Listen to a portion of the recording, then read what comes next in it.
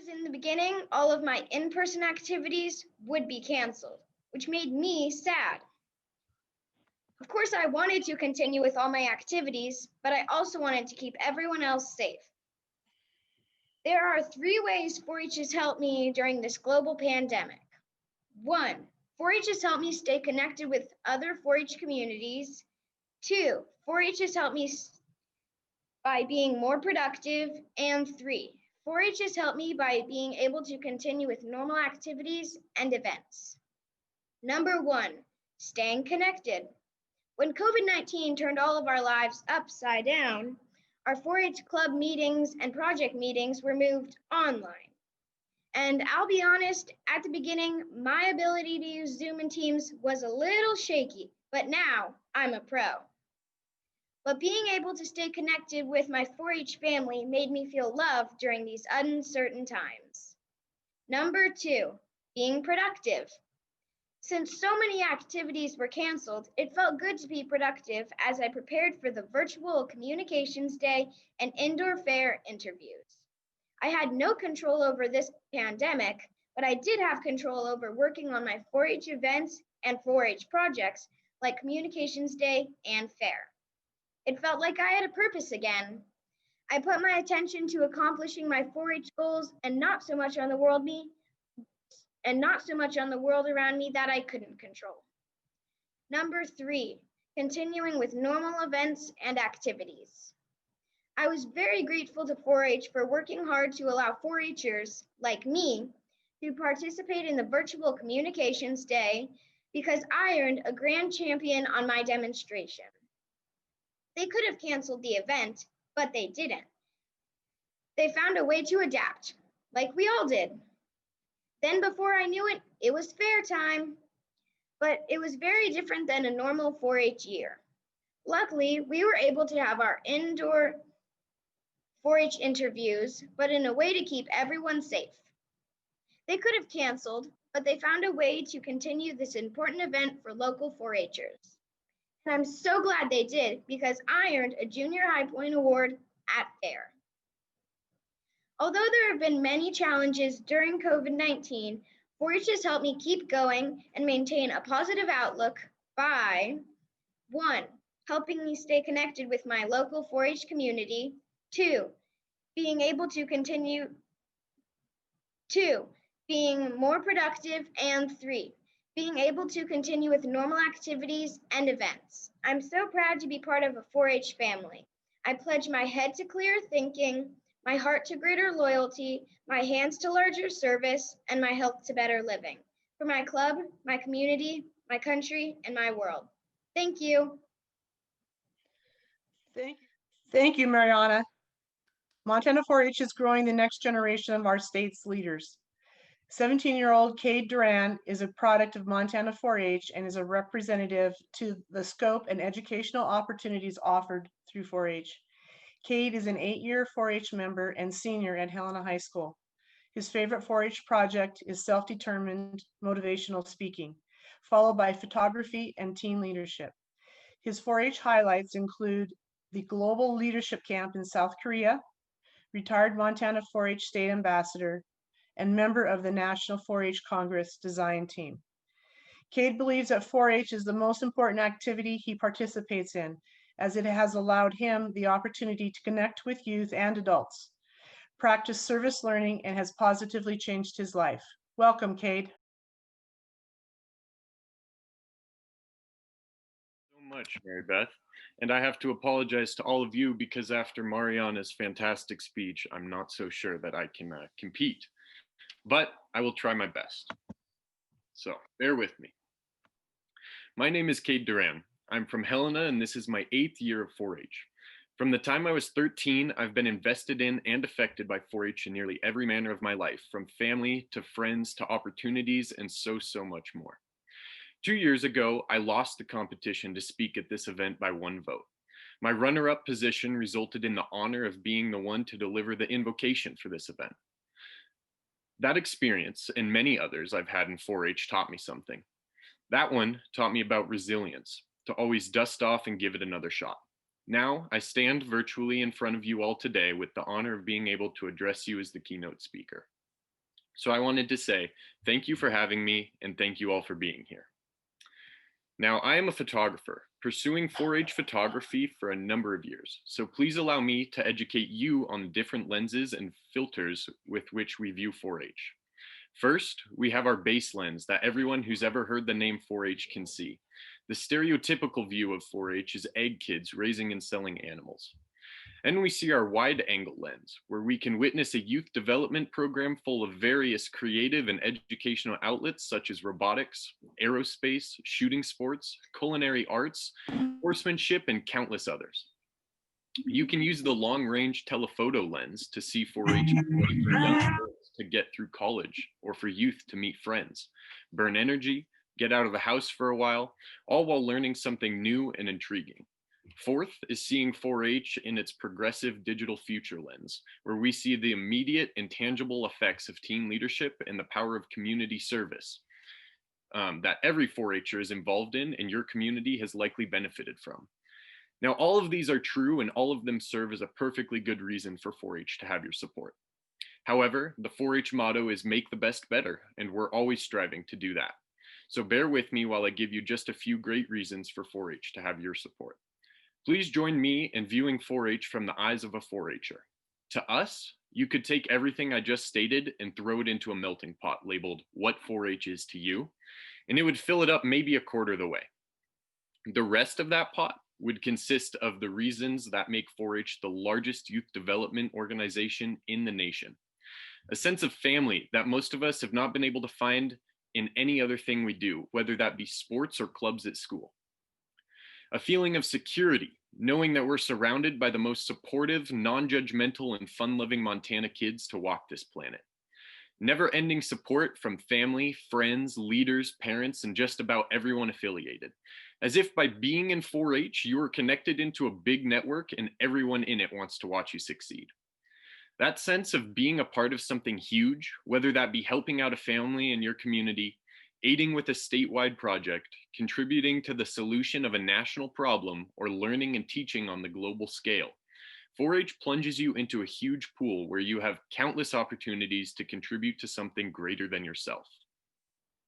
The opportunity to find role models where each of them has a tip for making your life just that little bit better, be it organizational skills or empathetic knowledge, or just plain inspiration to help you connect.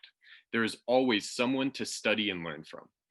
I think all of the other 4-H'ers can relate when I say I constantly find myself thinking, man, I want to be more like them. Through other people, 4-H has taught me a ton, but I've also learned a lot through and about myself as well. 4-H taught me and many others confidence. I'm sure you can see it in this room and throughout the conversations that you have just had with these youth. It's thrilling to me that you can take a look at the Routson family of Helena and see it in all of them, from Mariana to her older sisters, Katerina and Natalia. The levels of confidence that each of them have, and as they have grown older, the confidence has grown with them. Now, those 3 girls are lucky enough to have some stellar parents, but I think we would all be crazy to overlook that 4-H has at least a little bit to do with that spark that roars through them. Not only did 4-H teach me confidence around others and myself, it also taught me that it's okay to be proud of myself. So often in our culture, we shy away from pride because we feel it is snobby or rude. 4-H taught me that it's okay to be proud of my achievements and myself for what I've done.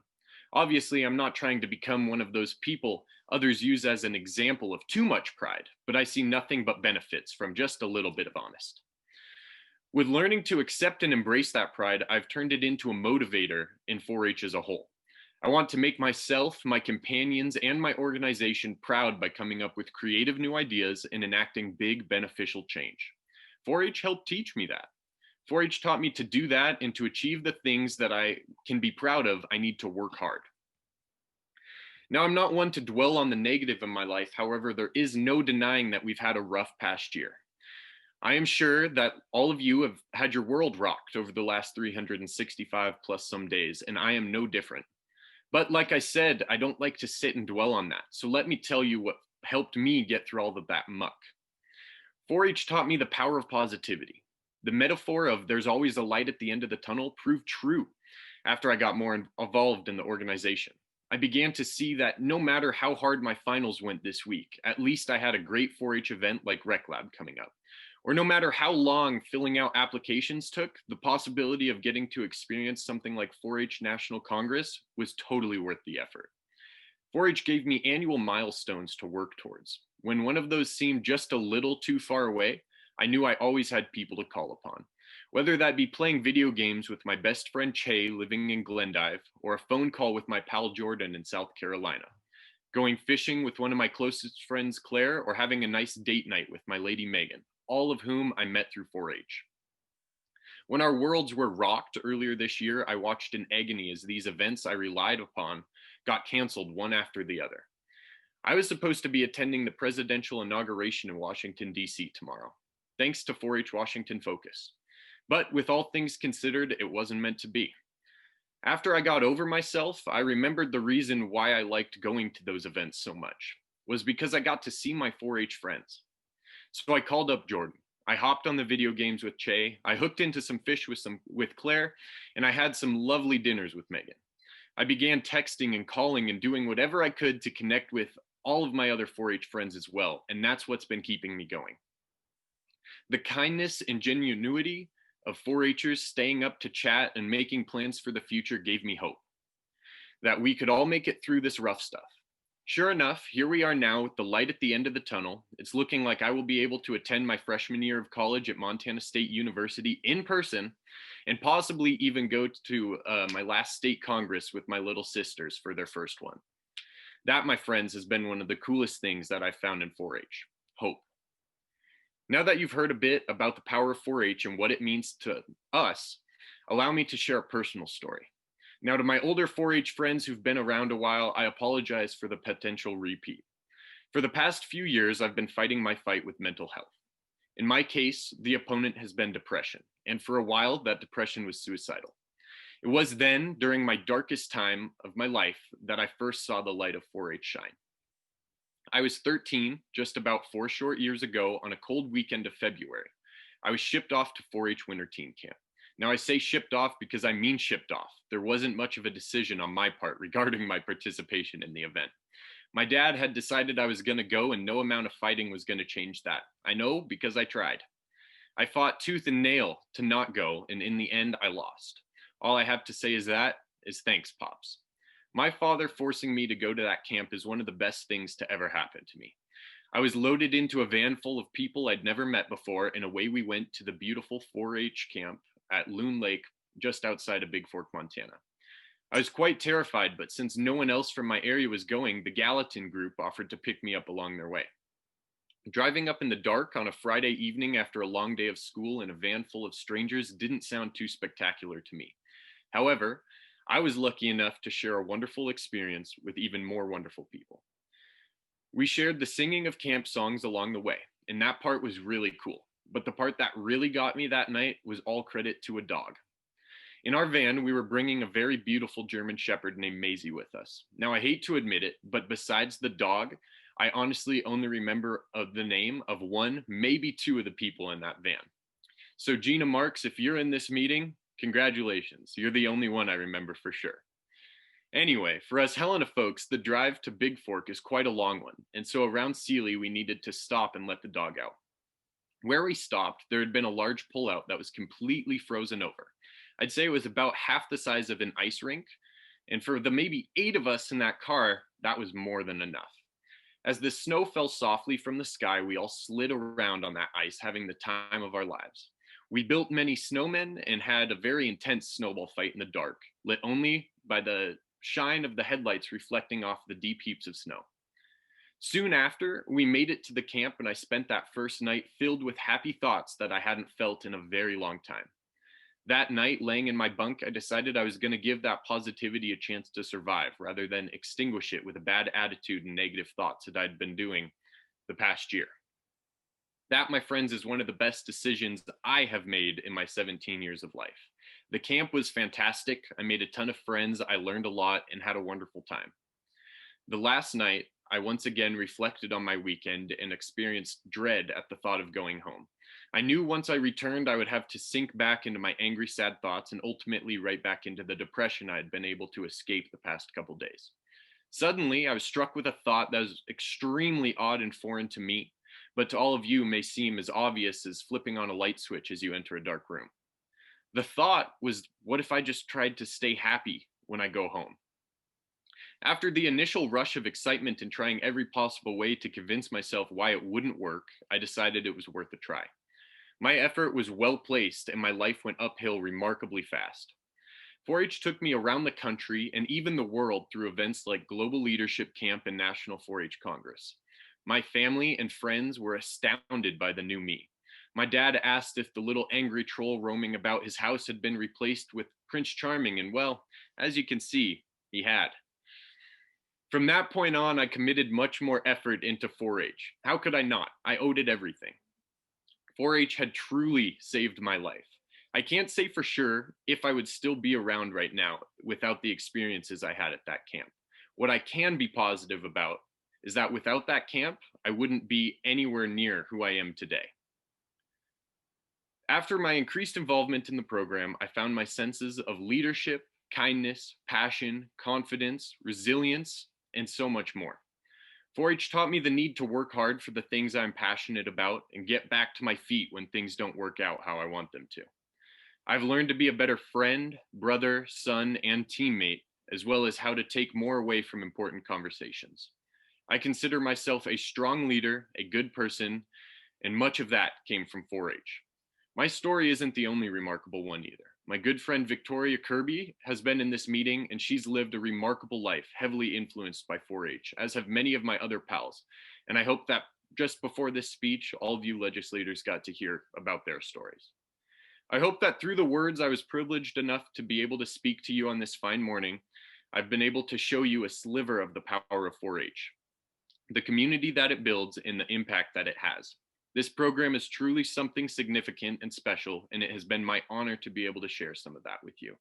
Thank you, and I hope that you enjoyed the company of some of Montana's finest youth.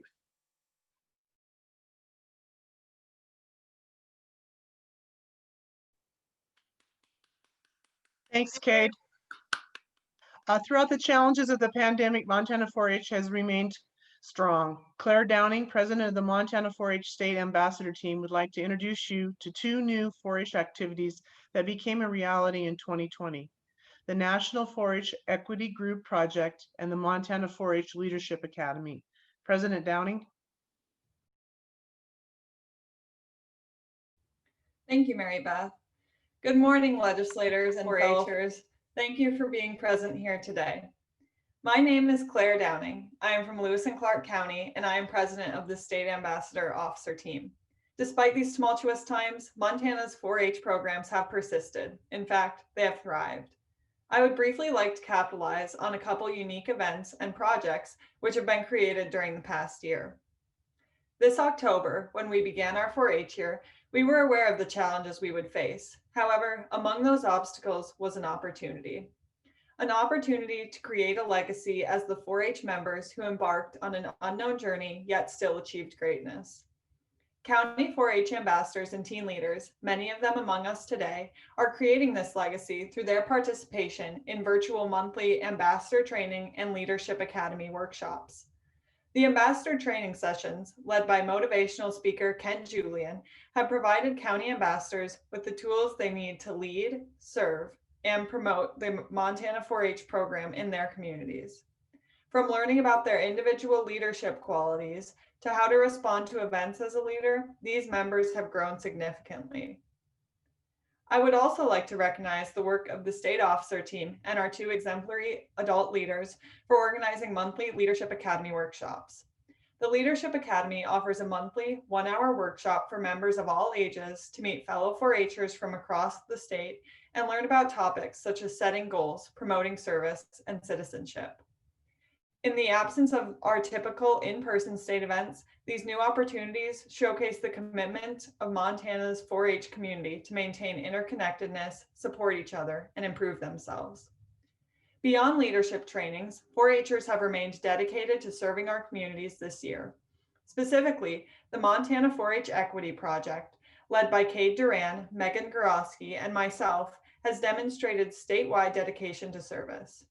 Upon learning that Montana has the second highest rate of removal of children from their homes into the foster care system, we were dedicated to spark change, and so we attended the National 4-H Equity Institute. The Montana 4-H Equity Project, which aims to distribute 500 care backpacks to foster care youth by May 1st of 2021, has been possible because of the efforts of devout community organizations and 4-H members who have graciously donated time and resources. These backpacks will be filled with comforting items, including a blanket, journal, and hygiene items, and distributed statewide with the help of the Department of Health and Human Services and law enforcement. Across Montana, we are still recruiting help from 4-Hers and expanding the project. 4-Hers are change makers. The trainings launched this year, as well as volunteer service around the state, are just two examples of how 4-H is growing the next generation of leaders. I assure you that the adult volunteers, leaders, and youth members of Montana 4-H, many before us today, are adaptable, successful, and ultimately unstoppable. I appreciate your participation in the breakfast today and your continued support of Montana 4-H.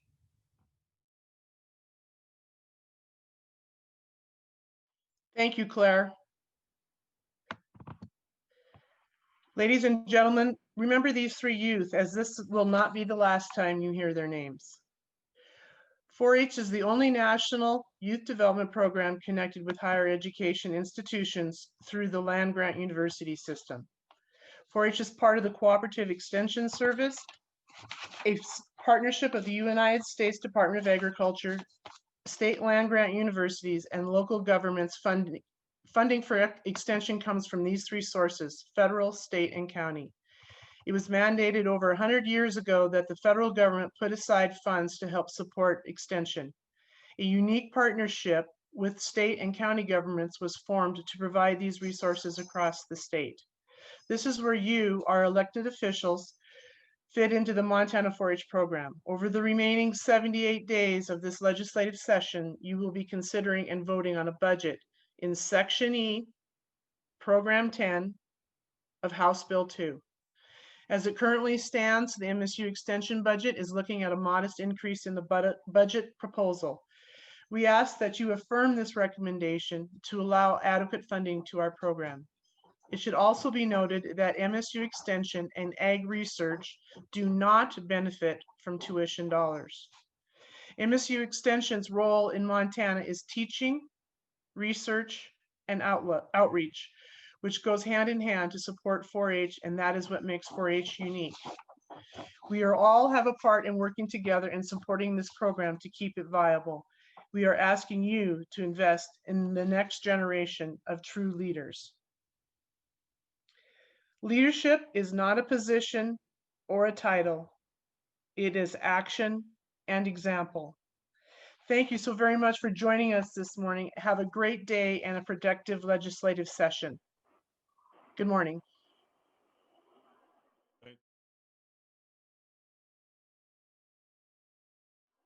Thank you for inviting us. Thank you for attending. Thank you all so much for coming.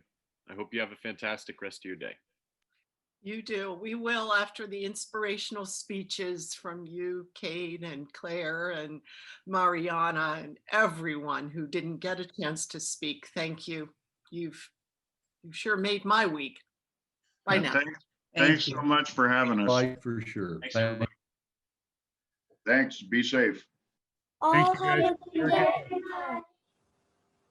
you guys so much. Have a nice day. Thank you. Thank you. Have a nice day. Thank you. Thank you. Have a great day. Thank you. Thank you, everyone. Thank you. Have a good day. Thank you. Thank you, everyone. Thank you. Thank you. Have a good day. That was one of the monkeys. Thank you. Thank you. Thanks, everyone. Thanks for a great morning.